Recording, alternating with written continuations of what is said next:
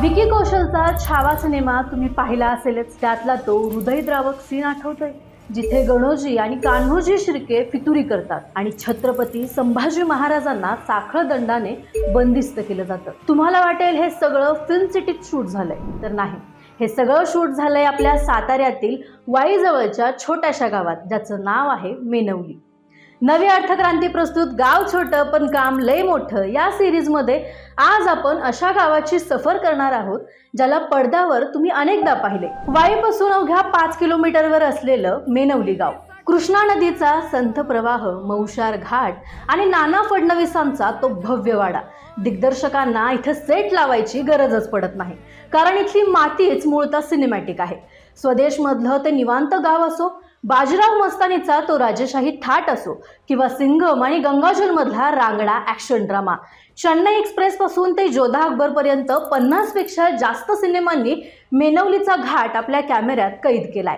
छावा चित्रपटातील लढाईचे जवळपास सर्व दृश्य इथेच शूट झालेत। मेनवलीची खरी ताकद दडली ती 1780 मध्ये बांधलेल्या नाना फडणवीसांच्या वाड्यात। या वाड्याचे दरवाजे उघडले की समोर दिसतो तो कृष्णा नदीचा शांत घाट।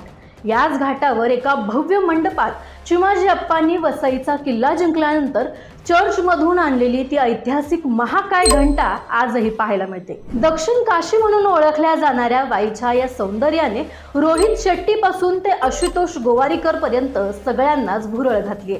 त्यामुळे आपल्या वाईला उगीचच बॉलिवूडचं गाव म्हटलं जात नाही। आता तुम्हाला वाटेल गावात शूटिंग होऊन काय फायदा, तर हे एक जबरदस्त फिल्म टुरिझम मॉडेल आहे।